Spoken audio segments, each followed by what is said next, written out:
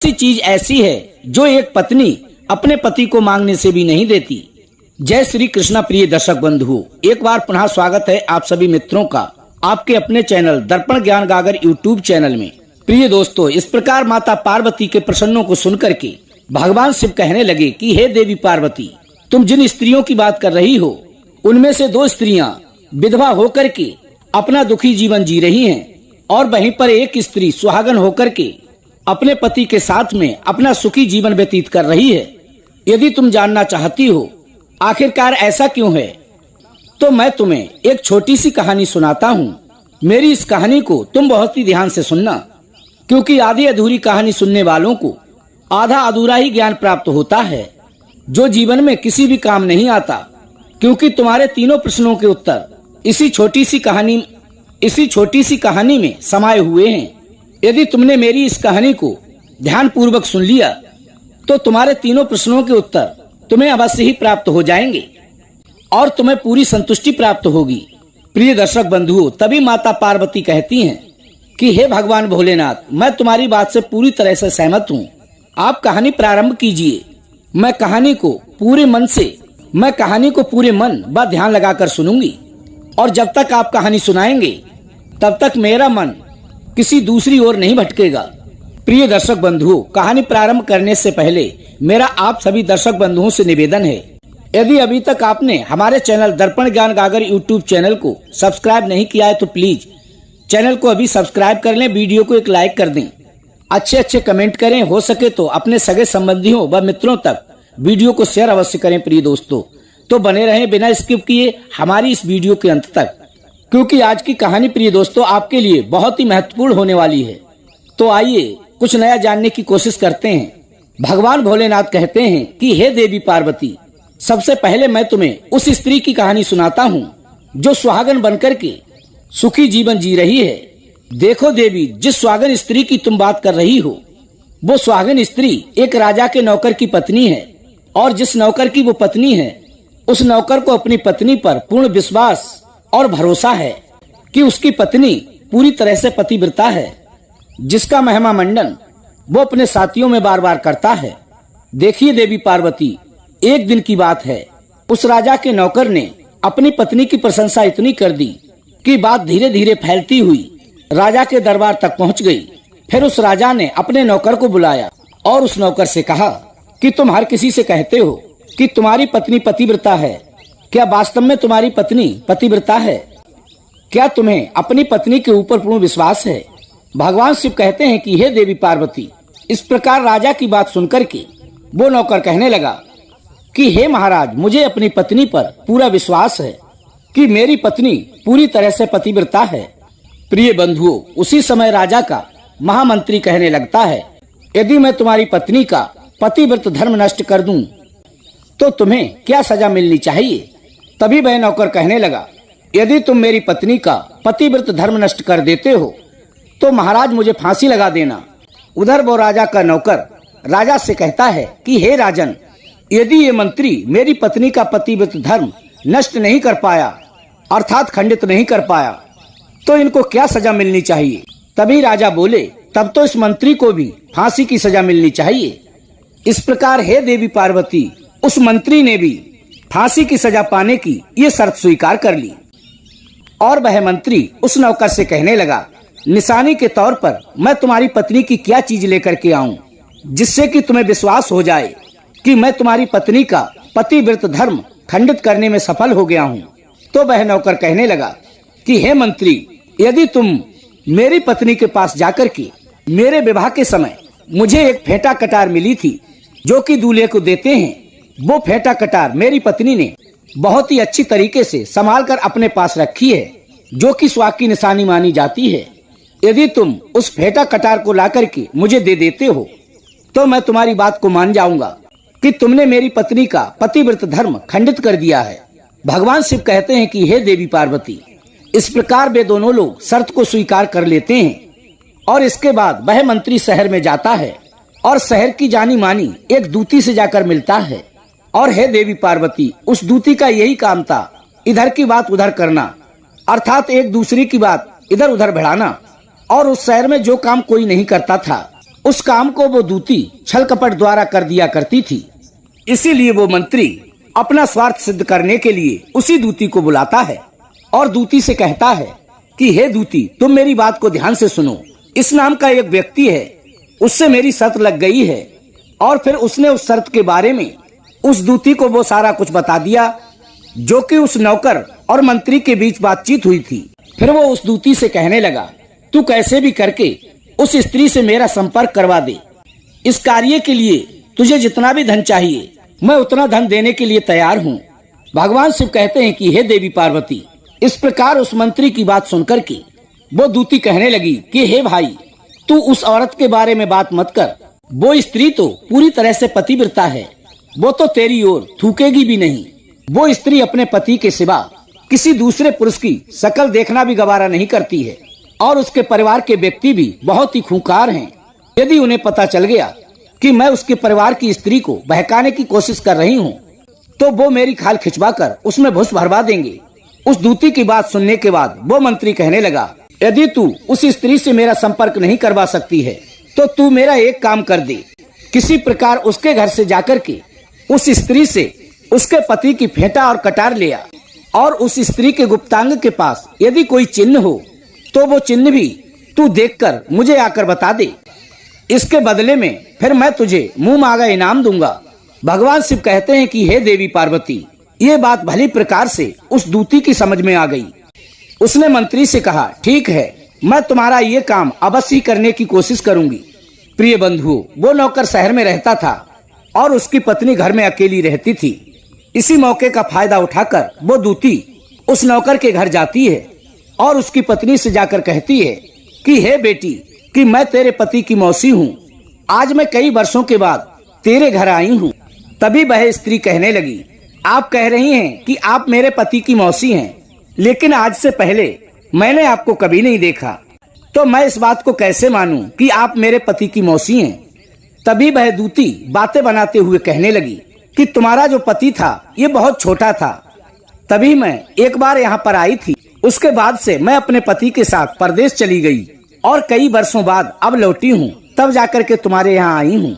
भगवान भोलेनाथ बोले कि हे देवी पार्वती, तुम तो इस बात को भली भांति जानती ही हो कि स्त्रियों का दिल कितना कोमल होता है। वो किसी की भी चिकनी चुपड़ी बातों में बहुत ही जल्दी आ जाती हैं, अर्थात उस पर भरोसा कर बैठती हैं।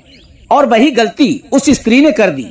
वो उस दूती को अपने पति की मौसी समझकर उसका बहुत ही आदर सम्मान करती है और प्रेम पूर्वक घर में अंदर ले जाती है।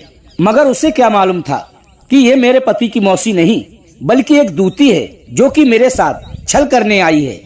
अब भगवान शिव कहते हैं कि हे देवी पार्वती, इस प्रकार वो दूती उस पतिव्रता स्त्री के साथ में 2-3 दिन तक रही। उन्हीं 2-3 दिनों के बीच में एक दिन वो स्त्री जब स्नान कर रही थी तभी वह दूती उठ करके उस नौकर की स्त्री की पीठ मलने लगी।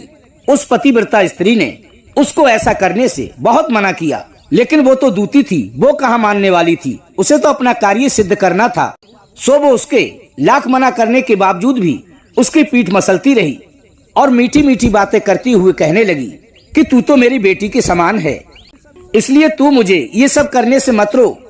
इस प्रकार पीठ मलते हुए वो दूती उस स्त्री के मुख पर हाथ फिराने लगी।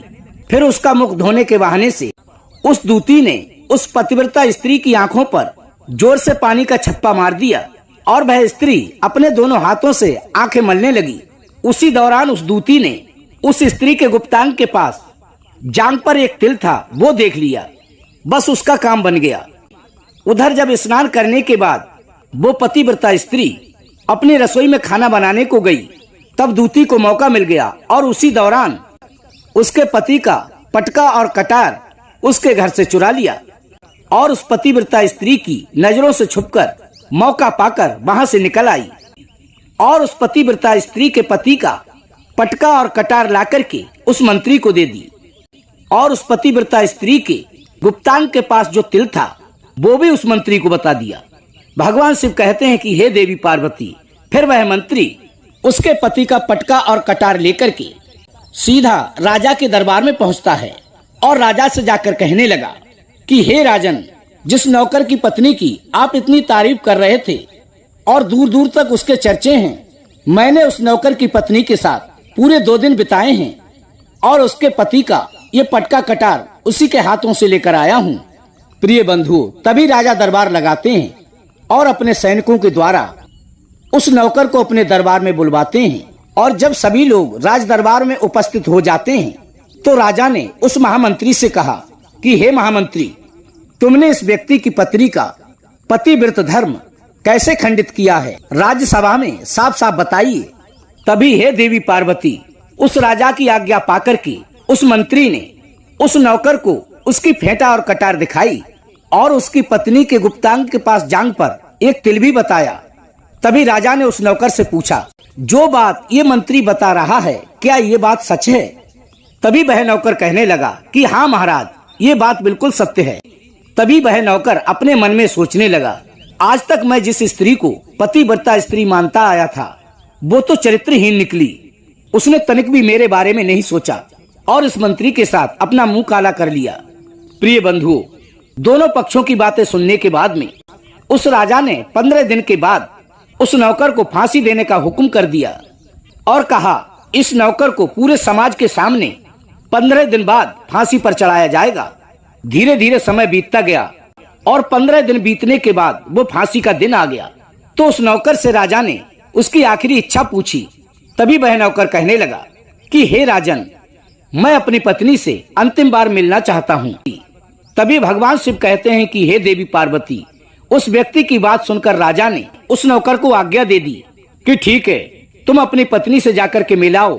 फिर वो नौकर अपने घर गया और अपनी पत्नी से कहा, तुम्हें तो मैं बहुत बड़ी पतिव्रता स्त्री समझता था, लेकिन तुमने तो मेरे साथ बहुत बड़ा विश्वासघात कर दिया। मैंने तुम पर विश्वास करके कि मेरी पत्नी पतिव्रता है, मैंने उस मंत्री से शर्त लगाई थी कि राजा के दरबार में राजा के सामने मैंने कहा था कि मेरी पत्नी पतिव्रता है, मेरी पत्नी का पतिव्रत धर्म कोई भी खंडित नहीं कर सकता। यदि कोई कर देता है तो हे राजन, तुम मुझे फांसी लगा देना। और आज मुझे फांसी लगने वाली है। मुझसे मेरी आखिरी इच्छा पूछी गई, इसलिए मैं तुमसे मिलने आया हूँ। मेरे साथ विश्वासघात करके तुमने अच्छा नहीं किया।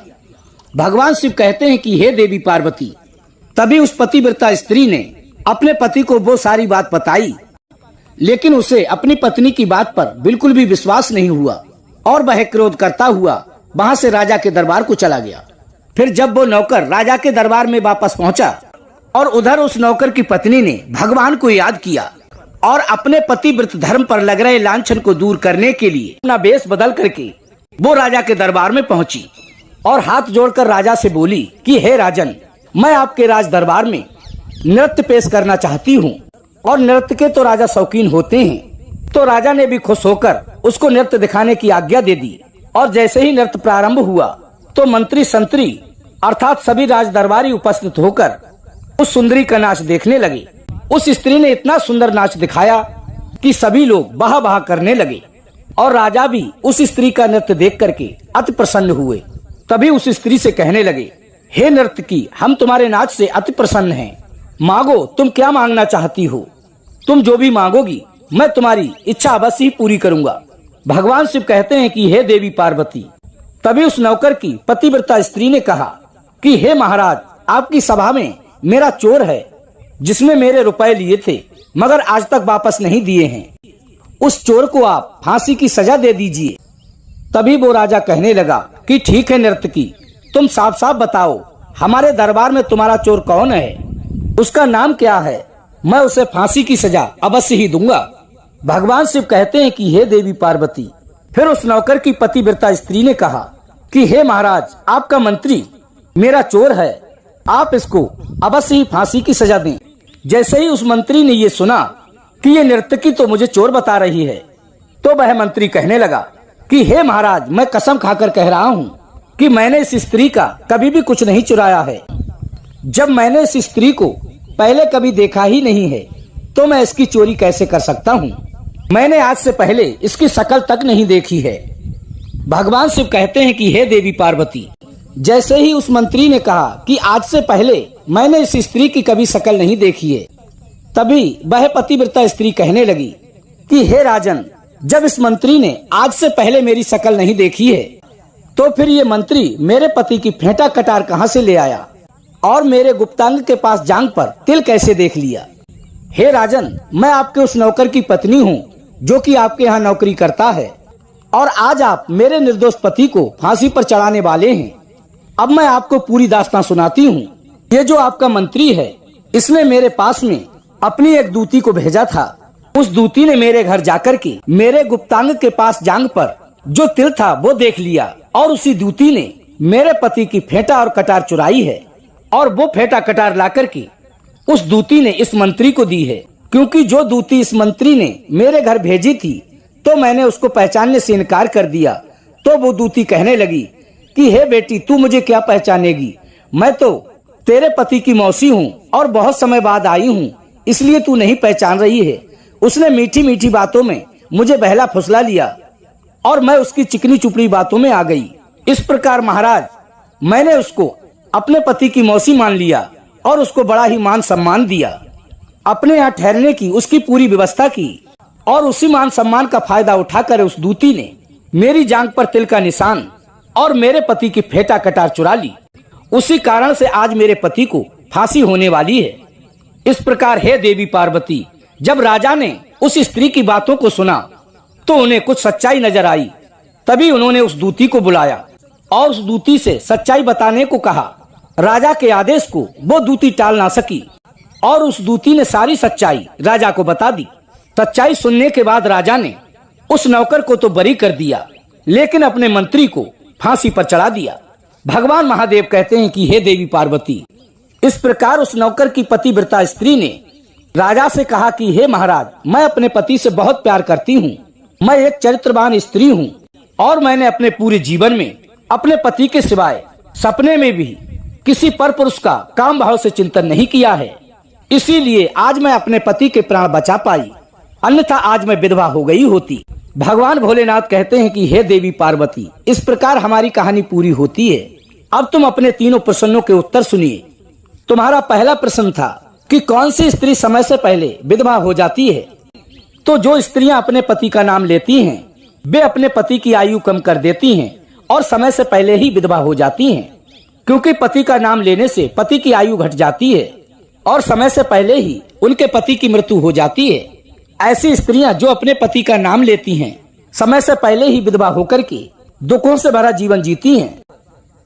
जो तुम 3 सहेलियों की बात कर रही थी, उनमें से 2 विधवा थीं। उनमें से एक ये नौकर की पत्नी थी जो कि पतिव्रता स्त्री थी। ये पतिव्रता स्त्री अपने पति का नाम मुख से नहीं लेती थी। उधर वो 2 स्त्रियां जो विधवा होकर के जीवन व्यतीत कर रही थीं, वो हमेशा अपने पति का नाम लेकर ही बुलाती थीं, जिसकी वजह से उनके पति की आयु कम हो गई और फिर वो दोनों स्त्रियां समय से पहले ही विधवा हो गईं और आज वो दुखी जीवन जी रही हैं। इसलिए कभी भी किसी भी स्त्री को अपने पति का नाम अपने मुख से नहीं लेना चाहिए। अब तुम्हारा दूसरा प्रश्न था कि कौन सी स्त्री को जीवन में कभी भी सुख नहीं मिलता।